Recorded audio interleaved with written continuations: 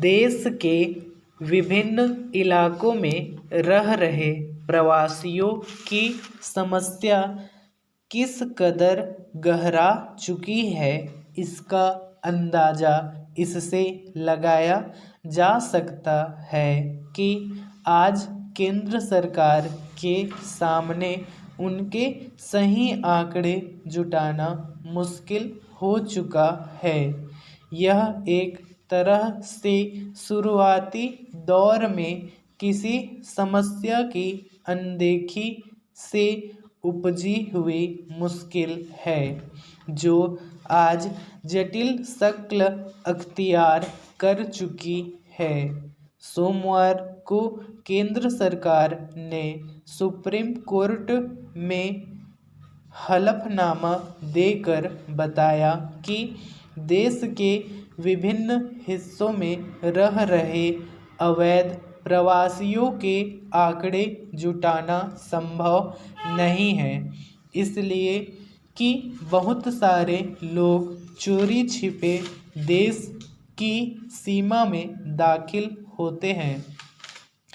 गौरतलब है कि सर्वोच्च न्यायालय नागरिकता कानून की धारा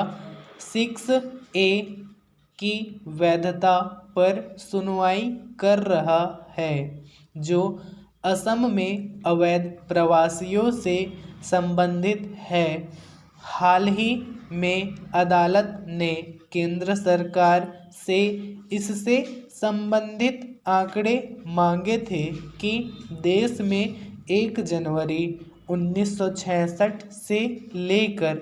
25 मार्च 1971 तक कितने बांग्लादेशी नागरिकों को असम में भारतीय नागरिकता प्रदान की गई। साथ ही अवैध घुसपैठ रोकने के लिए अदालत ने सरकार की ओर से उठाए गए कदमों के बारे में भी पूछा था। पैरा शीर्ष अदालत की इस मामले पर केंद्र सरकार से स्थिति स्पष्ट करने की मांग के पीछे अवैध प्रवासियों की नागरिकता से लेकर उनकी वजह से पैदा होने वाली अन्य समस्याओं पर उठते सवालों का हल निकालने की कोशिश है, मगर अदालत को दिए गए केंद्र सरकार के जवाब से इस समस्या की जटिलता का अंदाज़ा लगाया है। सवाल है कि लंबे समय से देश के भीतर अलग अलग इलाकों में उनकी पहचान तय कर पाने और उनके आंकड़े जुटाने में इस स्तर की समस्या क्यों खड़ी हुई है। आए दिन अन्य देशों से लगती सीमा को सुरक्षित करने के लिए व्यापक धनराशि खर्च करने और हर स्तर पर उपाय करने के दावे के बीच यह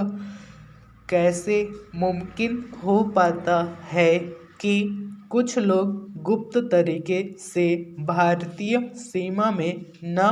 केवल दाखिल हो जाते बल्कि अपनी पहचान छिपाकर यहाँ की आबादी में घुल मिल जाते हैं। ऐसा नहीं है कि भारत में अवैध घुसपैठ के जरिए आने वाले पड़ोसी देशों के लोगों से उपजी समस्या नई है। भारत के पड़ोसी बांग्लादेश से अवैध तरीके से आए प्रवासी पिछले कई दशक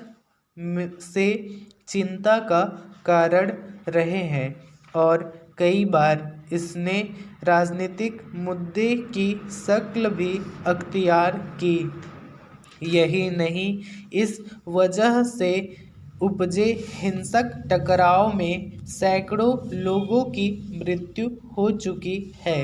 पैरा। असल में शरणार्थियों से जुड़े मानवाधिकारों के पहलू भी कई बार सरकारों को ज़्यादा सख्त होने से रोकते रहे हैं। कभी कभार पड़ोसी देशों की ओर से जंग में घुस आए लोगों को इक्का दुक्का मामला मानकर नज़रअंदाज कर दिया जाता है, मगर सच यह है कि वही अनदेखी बाद में एक जटिल रूप ले लेती है, जब उसकी वजह से कई तरह की मुश्किलें खड़ी होने लगती है। यह ध्यान रखने की ज़रूरत है कि भारत में अवैध घुसपैठ और प्रवासियों की वजह से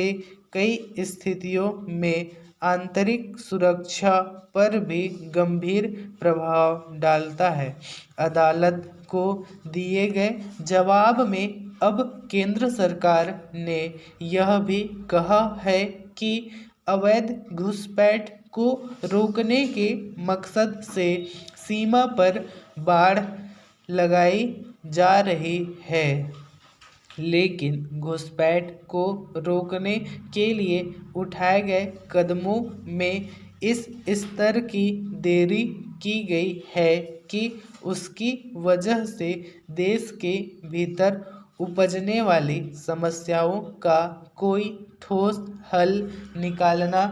एक बड़ी